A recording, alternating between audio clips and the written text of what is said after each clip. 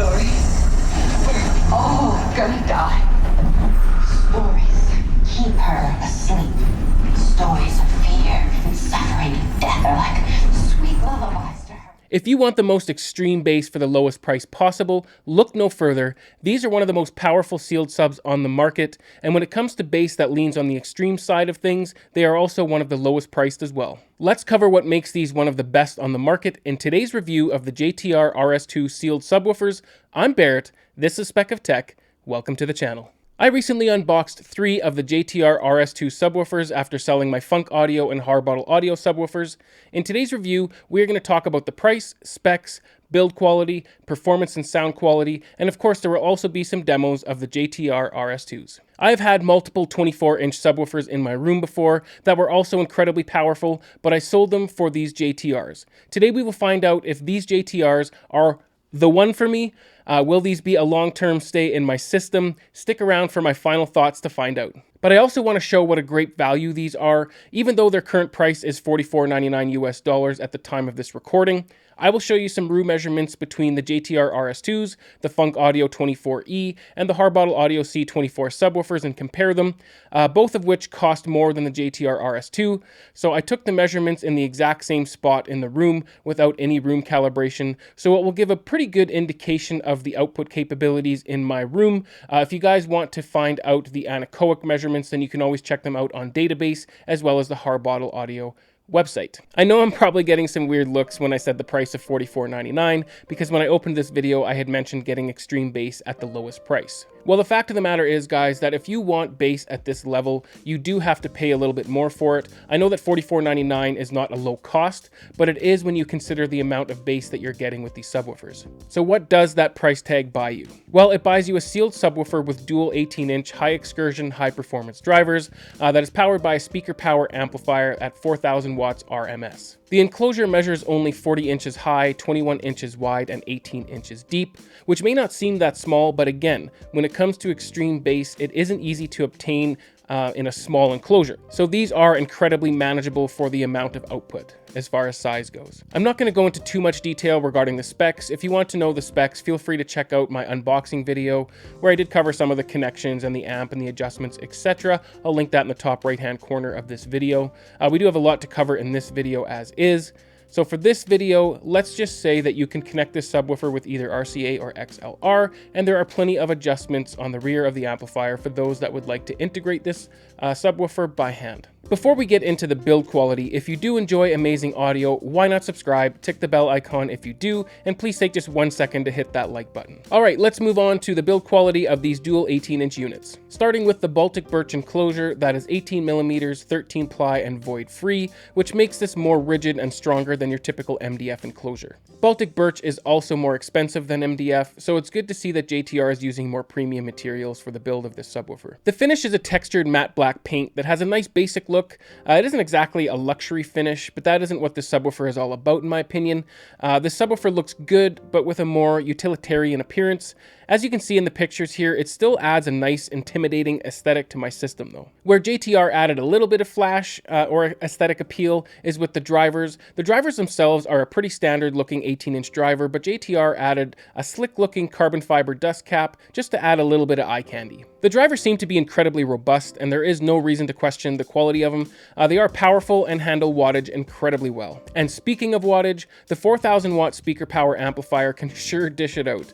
I have had multiple powerful subs in my room before and then pushed them pretty hard, but when I cranked up the 3 JTR RS2s, for the first time ever, I actually tripped my breaker in my room, which has never happened before. To be fair though, I had thought that the 3 subs were split up between 2 different circuits, but as it turns out, they were all 3 on the same circuit. I do have an electrician friend coming down in about 2 or 3 weeks to help me out with 3 dedicated 20 amp circuits to make sure that these get the power they need to shake my foundation. Besides putting out some massive power, the amp is very well built and it looks about as good as a plate amp can look. I've not had any issues with any of the 3 amps. Everything is working very well, other than drawing a lot of juice to power the 6 18-inch drivers. To sum up the build quality, these units are very well built.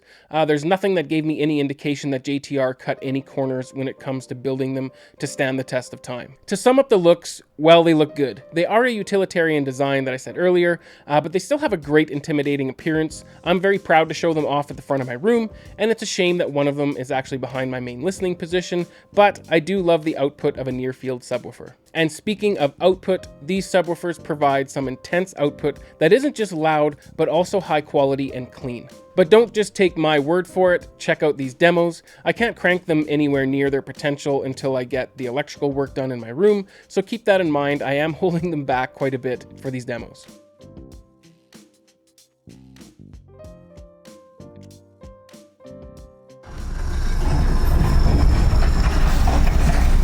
So she's the one that's been shaking the apartment.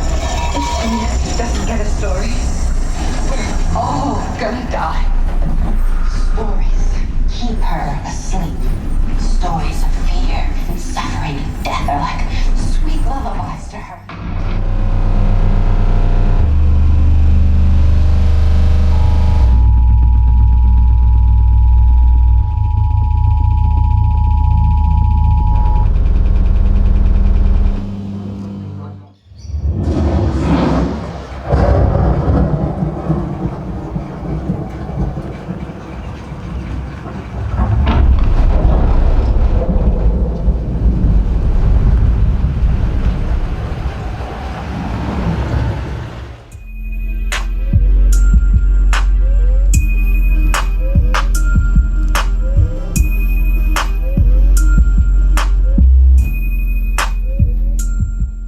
Sorry guys, but that concludes the demos. It can be a little bit tricky with copyright laws and all. But as you can tell in some of the videos, the subwoofers weren't moving very much, but that's because I do have 3 of them. To get intense bass, I don't have to crank them very loud.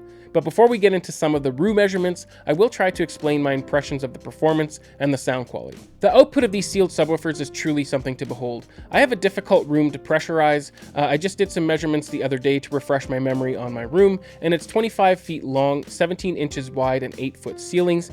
But the back of the room is open to 2 other levels of the 4-level split home.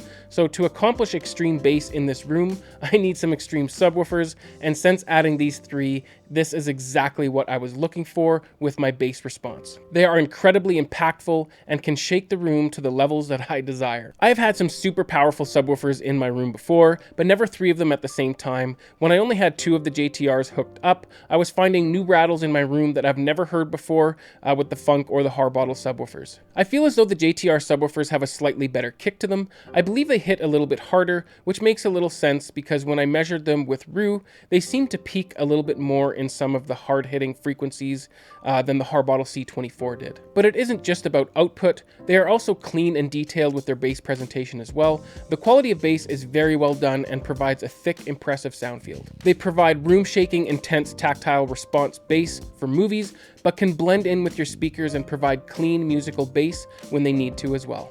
To sum up my impressions on the output and sound quality, I'm not missing anything from the Funk and Harbottle subwoofers in my opinion, other than their premium appearance. In my first impression video, I had thought that the C24 may have had a little bit more in the low end, but after measurements with RU, the JTR were on par with the C24. So they are pretty much equal on the low end and seem to kick just a little bit harder in what most people would consider mid-bass frequencies. I'm incredibly happy with their sound quality and output. In my final thoughts coming up, I will let you know if these are the one. In my opinion, the JTR RS2s offer the same top-tier world-class bass that I was getting from the Funk Audio and Harbottle Audio subwoofers, but they do so at a much lower price point, so as long as you are willing to sacrifice a little bit in the looks department, you will get equal performance, in my opinion, from the JTR RS2. Alright, so let's talk about some of the measurements. But really quick before we do, let's talk about the setup. The measurements where we compare the Funk 24E and the Harbottle C24 as well as the JTR RS2s, they were taken with the subwoofers in the same location at the front right of the room. Anthem room correction was disabled for all of the measurements,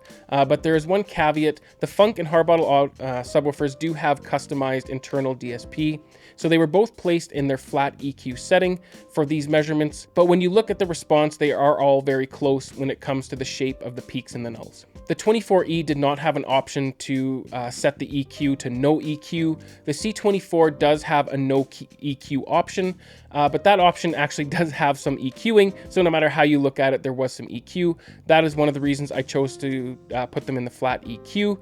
But the JTR DSP is not customizable, but it will most certainly be EQ'd for a flat response, which is another reason why I chose to put the other two subwoofers in their flat EQ, because that is typically where a subwoofer is going to be EQ'd, because again, everybody's after that flat response. So the measurements that are just the JTR RS2s of all three together were EQ'd by hand. I used Rue to take measurements and then adjusted the delay to get a little bit of a flatter response.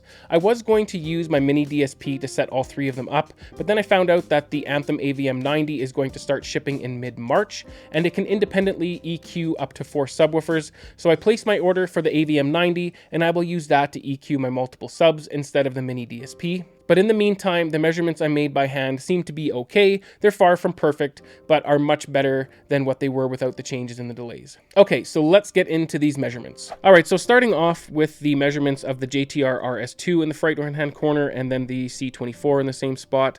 So this is basically the most output that I could get out of them before the calibration mic started clipping. So as you can see, they're pretty equal down below. So around 8 hertz, we're looking at 116 dB for the both of them, and they're pretty much equal throughout here. And then here, the JTR RS2 starts to kind of pull away a little bit, and this is where I think I'm getting that little bit harder kick feel that I was suspecting these had. I believe this is where it's from. So around 31, 32 hertz here, we got 124 decibels, whereas with the C24, we're looking at about 120. But they're pretty equal after that again. As you can see over here, they start to meet again, and in the higher frequencies, they're pretty equal. Don't mind these nulls. Of course, this is just my room interacting with the subwoofers. They were as close to the same spot as I could get them, give or take a couple inches probably, so you might see some slight variations, but nothing too major. The main thing is this area right here, because you're going to start crossing these over in this region, so you're going to see some differences there anyway. But yeah, as you can see, they're both fully capable in the low end. Some great output, 116 dB. And this is, again, this is from one subwoofer in the corner. I mean, that's just crazy. It's more output than most people would ever need. And then you get a peak of 124 dB from the RS2. And again, compression wise, I mean, my mic starts to clip at about 120 dB anyway, so it's hard to get compression testing for subwoofers of this caliber. Both of them did absolutely amazing up to these output levels. But again, it started to clip, so it's hard to tell if it's actually accurate after that point. All right, so moving along to the Funk Audio 24E. So as you can see here with these two measurements, I did a little bit of compression testing just to kind of find its limit. And with this measurement here, the subwoofer itself started to have some issues. So it was had some clipping happening, making a little bit of noises. So that's where I drew the line. So obviously we can't use this measurement because it was at its limit. So this is basically the max amount of output that we can get from this subwoofer in my room. Keep in mind, this is again just my room. So 8 hertz. We're at about 108 decibels, whereas with the C24 and the RS2s, we were, or the RS2 I should say, we were at 116. So that's an 8 decibel difference there. And then around this same peak here that we were getting with those other subwoofers with the C24 and RS2, the RS2 was at about 125. So we have about a 7 dB or so, 6 dB increase there. And of course the JTR was, I believe, 120, 121. So again, a 3 or 4 dB increase there. So the 24E may have a nice finish, but at the same time, it really can't compete with the output of the RS2, even though the RS2 is less expensive than the 24E. So it's still a great subwoofer, great output. I mean, we're still looking at over 100 dB of usable output at 8 hertz. But like I said, it just can't compete with the RS2.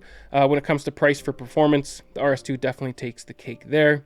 So here, just a little bit of compression testing with the RS2. So as you can see, great output here. No compression. Looking good. Not much else we can say about this. It's got plenty of output, especially when you start incorporating all three of them. And speaking of all three, let's move on to this measurement here. So what this is here, so this is the 3 subwoofers before I did any sort of adjustment. So you can see there's a pretty big null here, and the output's really not summing properly over here. So I did adjust some of the delays on them. And again, this isn't perfect. It's far from good even, but it's decent for now until I get the AVM90 so that I can independently EQ all 4 subwoofers. But let's just have a look at the subwoofers independently. So this is the front right subwoofer on its own. Again, this isn't max output, so just showing the measurements. And then this is the front left.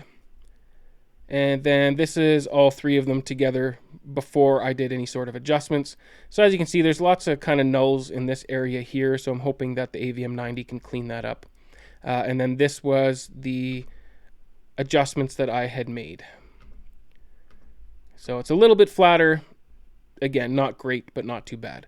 So there you have it, guys. That pretty much sums up the room measurements. I just kind of wanted to show you what it's capable of in my room. Of course, every room is going to be slightly different, so don't take my output that you should be expecting the exact same output in your room. Every room is different, but it does give you an idea that these things have some incredibly powerful bass, even when compared to the Harbottle C24, which is basically twice the cost of the RS2s. All right, guys, now that we've seen that these subwoofers are capable of some incredibly powerful and clean output, let's talk final thoughts and whether or not these will stay in my system long term. Well, guys, these subwoofers seem to provide the same extreme levels of bass that I was getting from the C24 subwoofer, which cost about twice as much. So when it comes to price versus performance on the commercial market, I can't deny that JTR has nailed it. There's just no question. For now, these subwoofers have not only quenched my thirst for bass, but my cup is overflowing. I'm only able to run these subwoofers at a quarter gain, and my room calibration software trims them even further. But once I do have enough dedicated circuits to handle them, once in a while, I can use a little bit of that headroom to see what they can handle and what they're made out of. I'm just hoping that my room can handle it. At this point, I don't think it will come as any shock that I believe these subwoofers will be a long-term stay in my system. I don't see any option out there that would provide me the same extreme clean output for this price point. Plain and simple, these subwoofers aren't going anywhere. Obviously, I can't say that these subwoofers will be here forever because I do love trying new gear, so my curiosity may get the best of me in the future, but rest assured that it won't be because these subwoofers were lacking in any way. As it stands, I have no desire or intentions of exploring the subwoofer market any further. So there you have it, guys. These subwoofers not only tick all of the boxes, they shake hard enough to knock the boxes down. So if you want the most powerful sealed subwoofer for extreme bass at the lowest price, that also provides clean quality bass that I believe performs equally as well with music, look no further, the JTR RS2s are the ones. I have dropped links down in the description if you would like to check these subwoofers out any further. Remember to subscribe if you love audio and home theater, tick the bell icon if you do, and please take just one tiny little second to hit that like button. And remember to enjoy your systems. I'll see you on the next one. Cheers.